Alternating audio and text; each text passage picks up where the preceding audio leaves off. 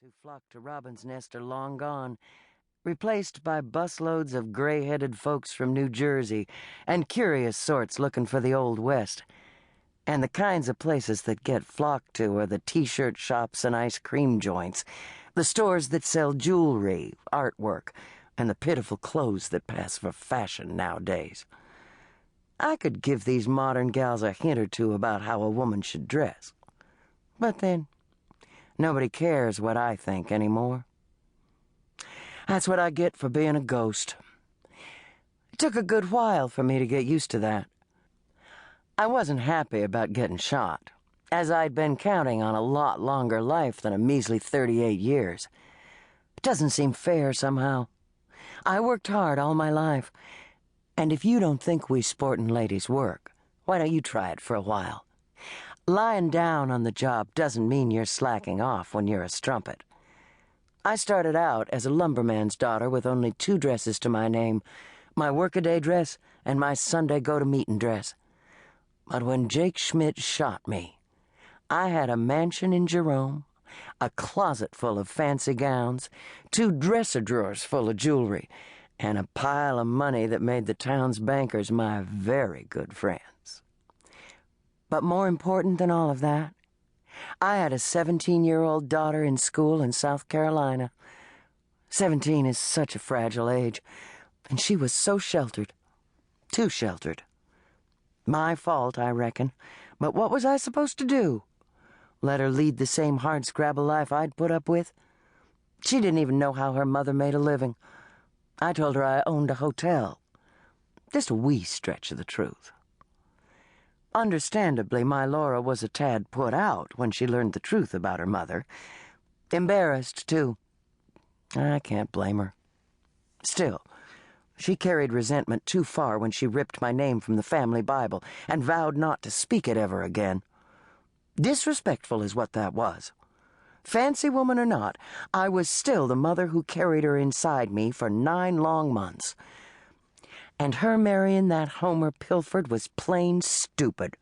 He just wanted her money. My money it was, really. I would have given her hell if I'd been alive at the time. But I was new at being a ghost. I hadn't gotten the knack of getting people to listen to me. Now, if I say boo, you'll hear me. If I want you to. But that was 100 years ago, and even ghosts need time to learn their trade. Well, Laura was unhappy with that gold-digger Homer, as I could have told her she would be. Her 2 daughters screwed up their lives as well, and their daughters, too. I watched it all, helpless, till I was sick and tired of the sorry lot of 'em. Finally, as the new century came in, there was only one little gal left who carried my blood, and she was continuing the family tradition of trashing her love life. Her natural urges weren't the problem. Her heart was the problem. She was headed for spinsterhood, sure as hell. And there went the glorious legacy of Robin Rowe. Not only did the family pedigree lack my name in its proper place, thanks to Laura, but the whole family was about to peter out like dust blown away by the wind. Then something happened. Someone up there who pulls the strings dumped my great-great-granddaughter, Maggie Potter, right smack on my doorstep. It was spring of the year 2000, a day of blue skies and blazing sunshine, and she stood like a lost child in the middle of the lane in front of Robin's Nest. I recognized her right off. Blood calls to blood, you know, even when you no longer have any.